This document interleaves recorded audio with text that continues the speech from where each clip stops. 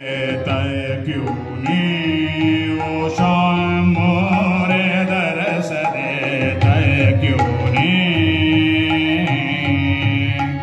मन मंदिर में तू ही विराजत मन मंदिर में तू ही विराजत परखले तय क्यों ने ओ शाम मोरे